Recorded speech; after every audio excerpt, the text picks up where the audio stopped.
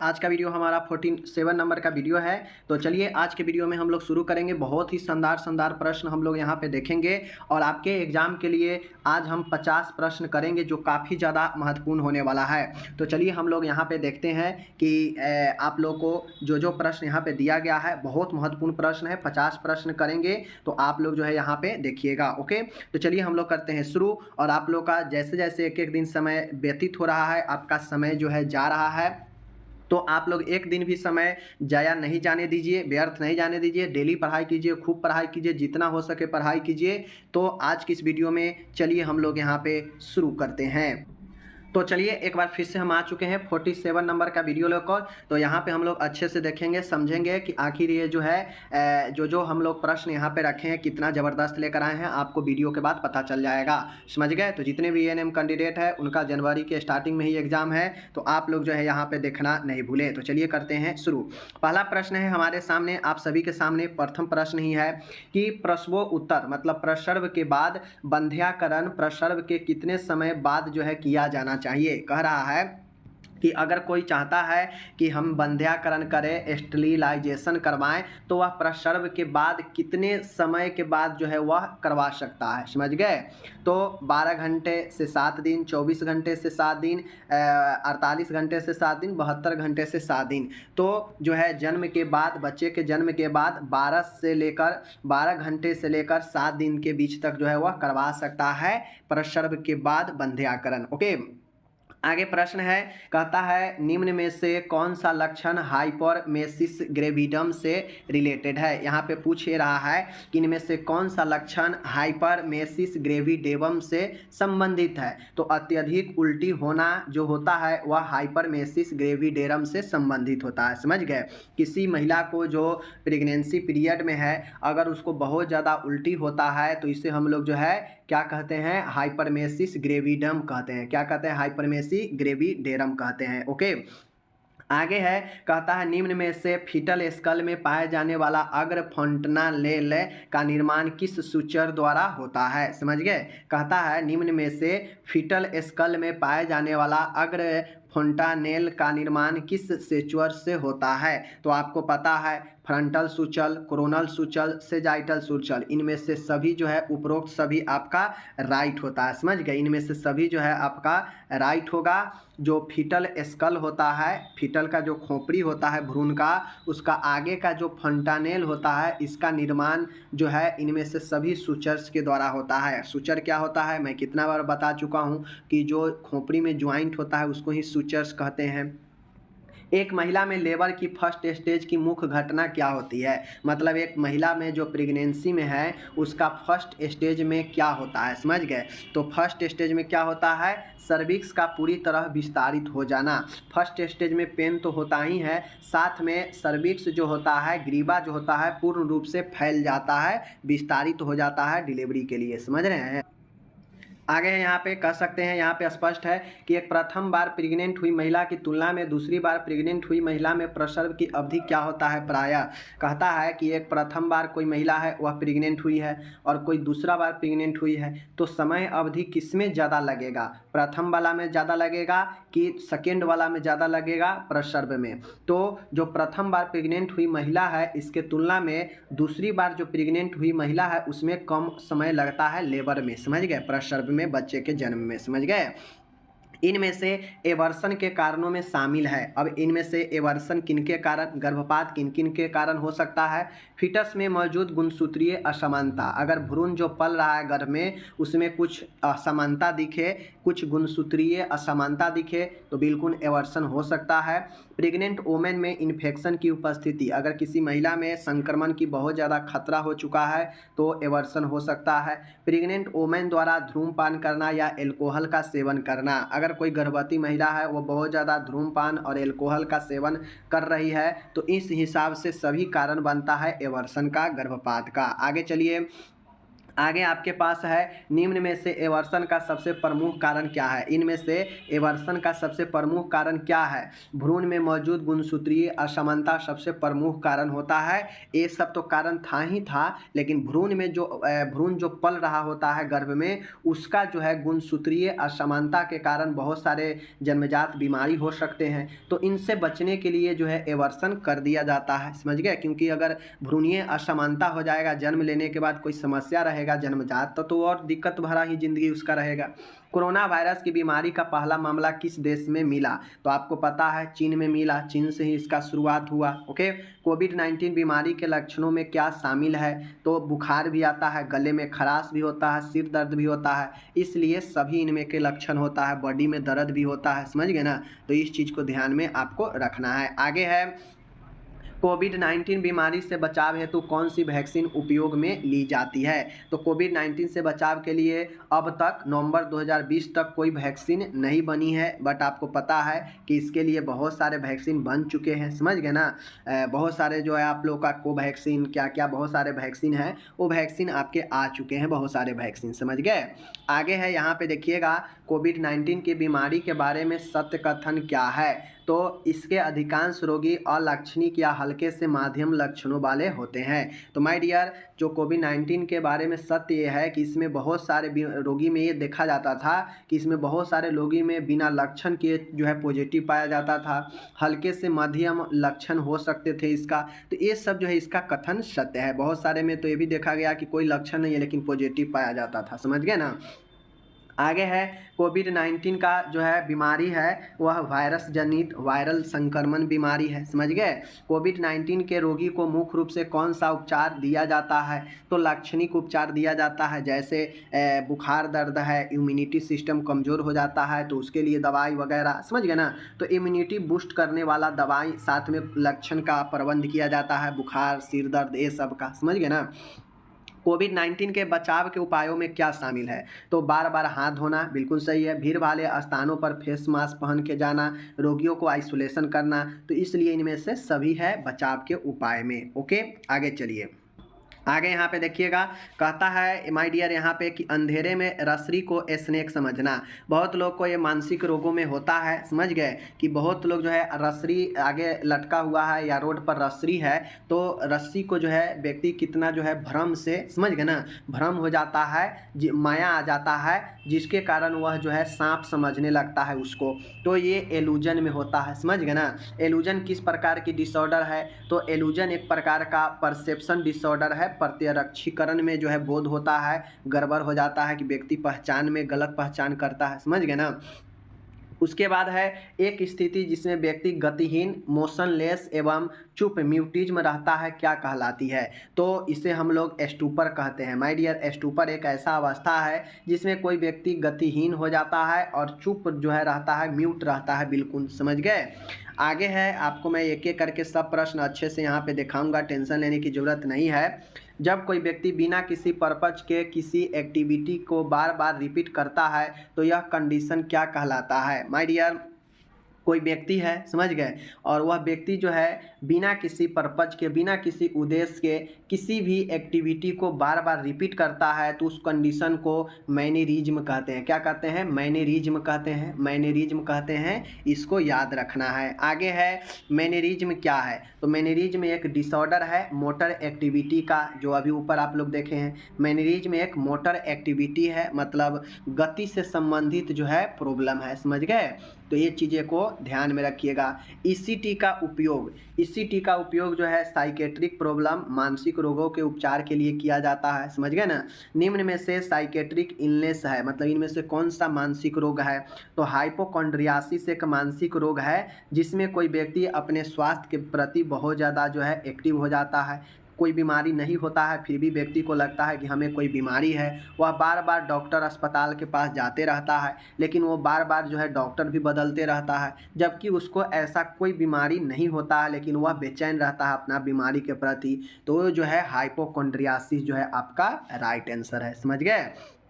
तो इस तरह से आपको समझना है। आगे चलिए, आगे जो है हम आपको यहाँ पे दिखाते हैं, समझ गए। आगे चलिए, आगे है फोबिया। फोबिया क्या होता है? तो माय डियर, फोबिया एक जो है न्यूरोटिक टाइप का मेंटल डिसऑर्डर है। यह भी एक मानसिक रोग ही है जो व्यक्ति के न्यूरॉन प्रॉब्लम के कारण जो है होता है, जिसमें व्यक्ति को डर लगता है किसी भी चीज़ों से, समझ गए। तो ये चीज़ को आपको जो है ध्यान देना है। आगे चलिए, मैनिक डिप्रेसिव साइकोसिस, एमडीपी मैनिक डिप्रेसिव साइकोसिस होता है। यह साइकोटिक टाइप का मेंटल डिसीज है। देखिए, मेंटल डिजीज दो प्रकार के होता है। एक होता है आपका न्यूरोटिक, समझ गए, एक होता है न्यूरोटिक और एक होता है आपका साइकोटिक। जिस प्रकार से कोई पागल व्यक्ति होता है तो वह साइकोटिक में आता है, लेकिन ब्रेन में चोट लगने से, ब्रेन में संक्रमण होने से या फिर कोई अन्य प्रॉब्लम से ब्रेन का फंक्शन गड़बड़ा जाता है तो वह न्यूरोटिक प्रकार के होता है। लेकिन किसी कोई पागलपन है, आत्महत्या की स्थिति है, डिप्रेशन है, तो ये सब साइकोटिक प्रकार का होता है, समझ गए। तो मेनिया एक प्रकार का साइकोटिक प्रकार के डिसऑर्डर होता है। ओके माय डियर, आगे है यहाँ पे मिल्क में पानी मिक्स कर देना किसका एग्जाम्पल है? तो अगर कोई व्यक्ति मिल्क, दूध, शुद्ध दूध में अगर वह जल मिला देता है तो यह फूड एडल्ट्रेशन हो जाता है, खाद्य अपमिश्रण हो जाता है। चूँकि कोई भी शुद्ध चीज़ है खाने वाला और उसमें अगर कोई दूसरा चीज़ मिला देता है तो वह फूड एडल्ट्रेशन हो जाता है, समझ गए, खाद्य अपमिश्रण हो जाता है। ओके, ग्वाइटर की रोकथाम हेतु साल्ट में आयोडीन अल्प मात्रा में मिक्स कर देना किसका एग्जाम्पल है? फूड फोर्टिफिकेशन को। तो अगर मान गए किसी को घेघा रोग है तो उसे आयोडीन की मात्रा चाहिए, समझ गए। लेकिन अगर वह जो है आयोडीन को अल्प कर देता है, कम कर देता है भोजन में, तो उसे फूड फोर्टिफिकेशन कहते हैं, समझ गए। इसको याद रखना है। आगे चलिए, एकदम एक एक करके समझते हैं हम लोग। कहता है एक एडल्ट वोमेन, एक वयस्क महिला है जो विटामिन सी तथा फॉलिक एसिड की डेली रिक्वायरमेंट क्रमशः होती है। तो माय डियर, एक एडल्ट वोमेन है, एक वयस्क महिला है जो विटामिन सी, समझ गए, विटामिन सी और फॉलिक एसिड की डेली रिक्वायरमेंट कितनी होगी? तो 40 mg और 200 माइक्रोग्राम फॉलिक एसिड और विटामिन सी की 40 mg, समझ गए। तो चलिए हम लोग जो है आगे चलते हैं। ये सब क्वेश्चन आपके एग्जाम में पूछते हैं, ध्यान दीजिएगा। अगर इसको खोइएगा तो फिर दिक्कत हो जाएगा, गलती कर लीजिएगा, समझ गए, चूँकि बहुत लोग कन्फ्यूजन होने लगते हैं। निम्न में से विटामिन का एग्जाम्पल क्या है? तो आपको पता है इनमें से विटामिन आपका फॉलिक एसिड एक प्रकार का विटामिन होता है, समझ गए, इसको ध्यान में देना है। आगे है यहाँ पे देख लीजिए, आगे आपके पास है निम्न में से किस विटामिन की डेली रिक्वायरमेंट जो है न्यूनतम होती है? तो साइनोकोबालामिन की जो है डेली जो है आपको रिक्वायरमेंट जो है होती है, कम से कम जो है सबसे कम साइनोकोबालामिन की ही रिक्वायरमेंट जो है होती है आपके डेली रिक्वायरमेंट विटामिन में। ओके, आगे है निम्न में से, यहाँ पे आप लोग देख लीजिए, निम्न में से किस विटामिन की डेली रिक्वायरमेंट अधिकतम होती है? तो न्यूनतम की बात करेगा कि डेली किस विटामिन की सबसे न्यूनतम आवश्यकता होती है? तो साइनोकोबालामिन की। अगर सबसे ज़्यादा की बात करेगा तो वह होता है आपका नियासिन की, समझ गए ना। तो नियासिन आपका जो है सबसे ज़्यादा आवश्यकता पड़ता है विटामिन में। आगे है एक एडल्ट की विटामिन B12 की डेली रिक्वायरमेंट कितनी होती है? तो माय डियर, एक एडल्ट में विटामिन B12 की डेली रिक्वायरमेंट कितनी होगी? 1 माइक्रोग्राम, याद रखिएगा, 1 माइक्रोग्राम, राइट आंसर। एक एडल्ट की विटामिन B3 नियासिन की डेली रिक्वायरमेंट होती है 16 से 18 mg, समझ गए, 16 से 18 mg डेली आवश्यकता जो है आपके ये पड़ते हैं, समझ गए। तो इस चीज़ को जो है आपको ध्यान में रखना है। आगे चलिए, आगे हम लोग यहाँ पे चलते हैं। ICDS कार्यक्रम की किस वर्ष लॉन्च किया गया?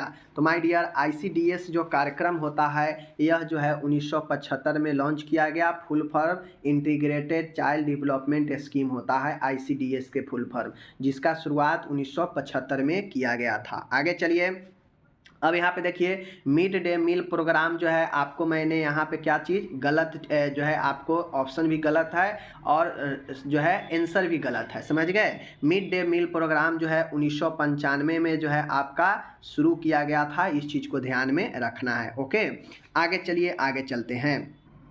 अब यहाँ पे है देख लीजिए, बहुत अच्छा प्रश्न है। निम्न में से कौन सी पोजीशन में जो है निम्न में से कौन सी पोजीशन में पेशेंट पीठ के बल लेटा हुआ नहीं रहता है? तो कौन से पोजीशन में? तो प्रोन पोजीशन होता है, इसमें पीठ के बल जो है पेशेंट नहीं लेटा रहता है, समझ गए, ये प्रोन पोजीशन होता है, समझ गए ना।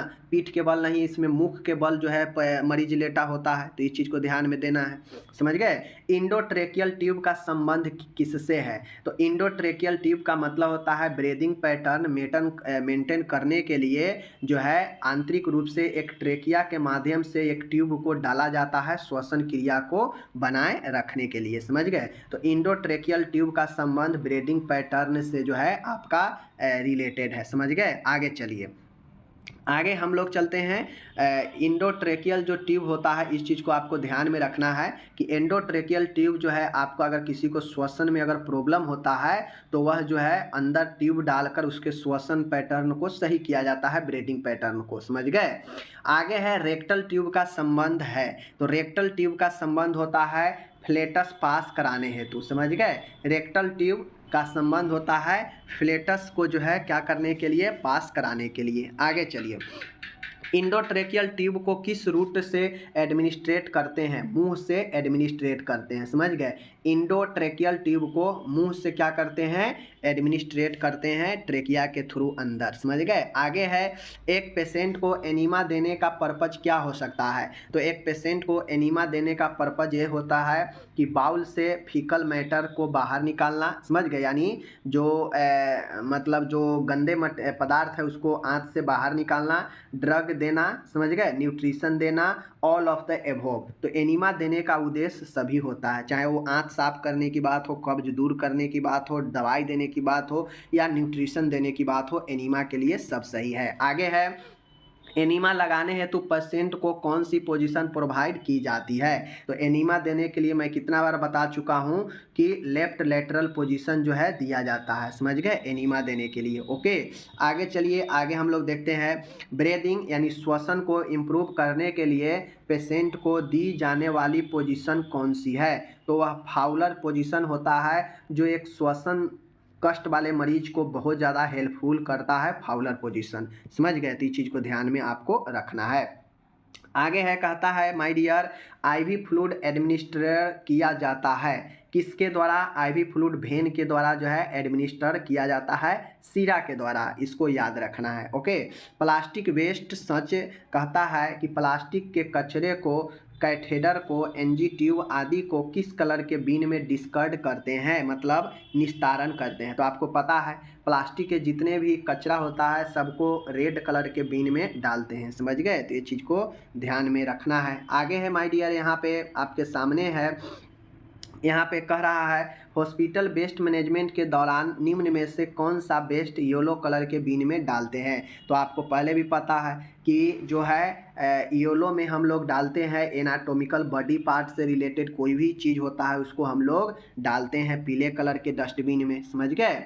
आगे है माय डियर, यहाँ पे हॉस्पिटल वेस्ट मैनेजमेंट के दौरान निम्न में से कौन सा वेस्ट ब्लैक कलर के बीन में डाला जाता है? तो ब्लैक कलर में जितने भी असंक्रमित कचरे होते हैं, कागज़ के टुकड़े, फल, छिलके, पेपर, वो सब जो है हम लोग ब्लैक कलर में डालते हैं, समझ गए। आगे चलिए, अब यहाँ पे देख लीजिए, कहता है माय डियर, यहाँ पे कहता है अंडर 5 किडनी का सिंबल क्या होता है? तो अंडर 5 किडनी का सिंबल त्रिकोण त्रिभुज होता है, इसको याद रखना है माय डियर। आगे है, यहाँ पे देख लीजिए, बहुत शानदार है, कहता है यहाँ पे कि हेल्थ केयर सिस्टम में फर्स्ट रेफरल जो है लेवल है, हेल्थ केयर सिस्टम में फर्स्ट रेफरल का स्तर जो है कौन सा है? वह द्वितीय स्वास्थ्य देखभाल है। सेकेंड लेवल से जो है पेशेंट को रेफ़र किया जाता है, तो फर्स्ट रेफरल जो लेवल होता है वह आपका द्वितीय स्वास्थ्य देखभाल होता है, सेकेंडरी हेल्थ जो है आपके ये होते हैं। तो ये चीज़ के आप लोग समझ गए। चलिए आगे चलते हैं। इंडिया में देख लीजिए, कहता है इंडिया में बोरहोल शौचालय की स्टार्टिंग किसके द्वारा की गई? तो बोरहोल का जो शौचालय का जो स्टार्टिंग है इंडिया में वह किया गया रॉकफेलर फाउंडेशन के द्वारा। किसके द्वारा? रॉकफेलर फाउंडेशन के द्वारा जो है बोरहोल का जो है स्टार्टिंग किया गया इंडिया में, समझ गए। आगे है, एक डिजीज के वितरण एवं निर्धारण के स्टडी कहलाती है एपिडेमियोलॉजी। तो माय डियर, आपको पता है कि एक रोग का, समझ गए, एक रोग का कैसे फैलता है, कैसे उसको जो है निर्धारण कैसे किया जाता है, तो इसका स्टडी कहलाता है एपिडेमियोलॉजी। समझ गए, एपिडेमियोलॉजी जो है किसी रोग कैसे होता है, रोग कैसे फैलता है, किन किन कारणों से फैलता है, तो इसलिए जो है आपके इसको जो है क्या किया जाता है, एपिडेमियोलॉजी में पढ़ा जाता है, जिसे त्रिक विज्ञान कहते हैं। समझ गए ना, तो ये जनपादिक विज्ञान कहते हैं। आगे चलिए, आगे एक और बहुत शानदार प्रश्न है। देश में नेशनल रूरल हेल्थ मिशन, समझ गए, राष्ट्रीय जो है ग्रामीण विकास मिशन जो है, राष्ट्रीय ग्रामीण स्वास्थ्य मिशन स्टार्टिंग किस वर्ष हुआ, 2005 में हुआ। इसको जो है आपको ध्यान देना है। ओके, आगे चलिए। निम्न में से कौन सा जो है, कौन सा एयर पोल्यूंट जो है दहन का जो है कंबशन द्वारा उत्पन्न नहीं होता है। तो माय डियर, इनमें से कौन सा एयर पोल्यूटेंट, समझ गए ना, वायु प्रदूषण जो है दहन द्वारा नहीं होता है। तो अमोनिया के द्वारा जो है आपके वायु प्रदूषण नहीं होता है, बाकी इन सब जलने से जो है वायु प्रदूषण होता है। तो याद रखिएगा, अमोनिया एक ऐसा जो है जो आपके एयर पोल्यूशन जलने के बाद नहीं करता है, बाकी ये सब जो है आपको जो है एयर प्रदूषण करता है। तो इस प्रकार से जो है आपको मैंने यहाँ पे बहुत अच्छा खासा प्रश्न करवाया, तो आप इसको जो है ध्यान में रखिएगा। हम जो है मिलेंगे अगले वीडियो में, अपना ख्याल रखिएगा। तब तक के लिए धन्यवाद, टेक केयर। आप लोग पढ़ाई कीजिए, मस्त रहिए, धन्यवाद।